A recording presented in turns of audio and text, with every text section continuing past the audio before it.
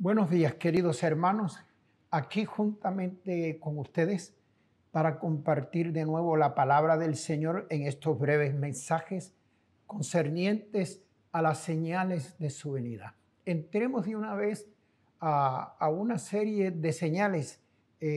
Son muchas, pero recogeremos aquellas que son más fundamentales y comenzamos leyendo la segunda epístola del apóstol Pedro, capítulo 3, versos 3 al 4.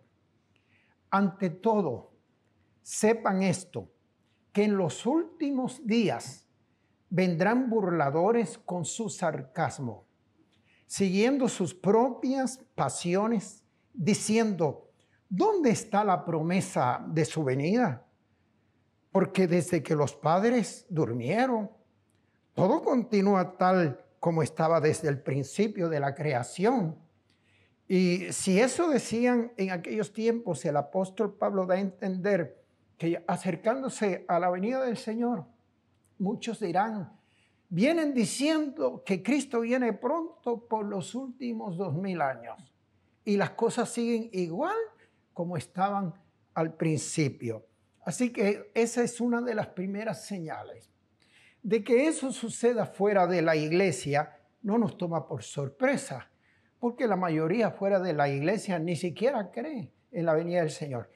Esta pregunta y esta incredulidad y este desafío e irrespeto a la palabra de Dios está siendo trabajado y está surgiendo dentro de la iglesia. ¿Dónde está la promesa de su venida? Es de gente que conocía la promesa de su venida, que sabía que es parte del fundamento de la iglesia, especialmente para estos días. Así que no nos preocupa los que de afuera dicen no existe tal cosa como la venida del Señor. ¿Cómo nos va a sorprender si ni siquiera creen en Jesucristo o aún en la existencia del Señor?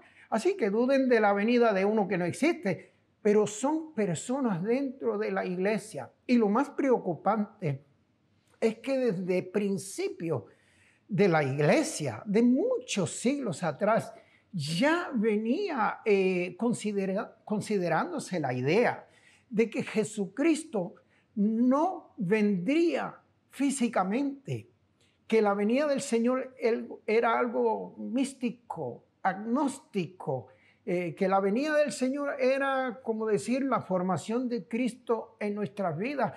Y esas herejías con los siglos se reciclan y vuelven y reaparecen como revelación nueva, como revelación del momento. Los que tienen algunos años, como este servidor, se acordarán al principio de los años 70, cuando aquel famoso, muy famoso y popular maestro de la palabra Sam Five comenzó una secta que terminó en un culto donde él decía que no había ni existía tal cosa como la venida física, literal de Jesucristo, sino que su venida era, según él, Cristo formándose en nuestras vidas. Y cuando en todos los creyentes esa formación del carácter de Cristo en nuestra vida llegara a su punto culminante, habría una revelación, una manifestación, una transformación de cuerpo a nivel universal, y que esa era la venida del Señor. Y se burlaban, tal y como dice Pedro, se burlaban. Me acuerdo de un predicador muy respetable que decía eso de que Cristo va a venir y que con las patitas de él jugando con la nube. No, eso no es. Cristo, la venida de Cristo es cuando Cristo se forme en nosotros, lleguemos a la medida de la estatura de Cristo. Oiga, todo suena tan bíblico, ¿verdad? Porque Satanás es un experto en empacar sus herejías con versos bíblicos, con cosas que para nosotros son tan especiales. Y dentro de ese empaque de versos bíblicos y de aparente doctrina sana, él esconde y envuelve como un pescador que esconde lo mortal del anzuelo en su buena y atractiva carnada para agarrar al pez. Bueno, ese gran maestro murió en un accidente de avión muchos años atrás. Y llegué a conocer a uno de sus ministros, que el Señor lo liberó de eso, gracias a Dios, y nos convertimos en buenos amigos, un gran predicador de la palabra. Entonces él entendió que ellos se burlaban porque Cristo no vendría y que en una nubecita de algodón, él dice, después que Dios lo sacó de eso, él dice, no vendrá en una nube de algodón, pero sí vendrá en una nube de gloria, pero vendrá como el Señor le dijo a los apóstoles varones, como los ángeles dijeron a los apóstoles varones galileos, ¿qué estáis mirando al cielo cuando Cristo iba subiendo en una nube? Ese mismo Cristo que subió de la misma manera subirá. Si Cristo se está formando en nuestras vidas, si Cristo debe de habitar en nuestros corazones por el Espíritu Santo, pero su venida literal, física, es uno de los fundamentos sólidos de la sana doctrina. Y es una doctrina que está resurgiendo, siendo reciclada, reempacada. Y cuidémonos de eso, porque a eso se le llama revelación apostólica de los últimos días. Así que no nos sorprenda que una de las señales de los últimos días es la negación de su venida literal, tal y como dice el apóstol Pedro. Va a ser un engaño masivo de los creyentes marginales. Esa es otra de las señales de su venida, que habrá una apostasía tan grande, que muchos montones en estos días se apartarán de estas cosas. Porque ¿saben qué, amados queridos? Si Cristo dijo que de los que el Padre le dio no se le pierde uno, ¿cómo será posible entonces que haya gente que masivamente apostate y le dé la espalda a Jesús y deje de creer en su venida y por ende deje de vivir una vida en santidad, en preparación para esa venida? Porque son muchos y masivos los creyentes nominales que, entre comillas, hicieron la oración que les dijo el predicador, se unieron a una iglesia, algunos hasta estudiaron algo de teología y están por allí. Y lo triste es que muchos de ellos están convencidos. Ay, Señor, tenga misericordia y nos despierte. Creyentes nominales que nunca en verdad conocieron al Señor. Algo así como Judas, que caminó con los 12, comió con el Señor, participó en los milagros, participó en la comisión de hacer milagros, de ir y llevar el evangelio. Y Cristo dijo, uno de ustedes es un diablo. O sea que él nunca fue trigo. Fue cizaña y aún su inmediato acceso a Cristo en ese contexto no lo cambió para nada. Un engaño masivo, la negación literal de su venida, acompañada y seguida de un engaño masivo de los creyentes nominales, algunos le llaman cristinos. Si es posible a los escogidos, dice Marcos, gloria a Dios, que eso no es posible, porque de los escogidos de Él, nadie los arrebatará de su mano, de los escogidos de Él. Pero mientras tanto, a veces es imposible saber quién en la iglesia es trigo, quién es la iglesia cizaña, y tócale al Señor en aquel día hacer lo que Él va a hacer. No podemos distanciarnos mucho del tema en eso. Cuando ellos llegan en Marcos 13, acuérdense que les había sugerido la lectura de Mateo 24, capítulo 24, Marcos capítulo 13 y Lucas capítulo 21, porque son los que enseñan y narran lo que sucedió hacia el final del ministerio del Señor en cuanto a la destrucción de Jerusalén, el templo, que el Señor lo amarró con su venida, y datos y cosas que no se cumplieron allá. Allá se cumplió mucho de lo que Él dijo, pero hay algunos datos que Él escondió allí y que todavía no se han cumplido y se cumplirán.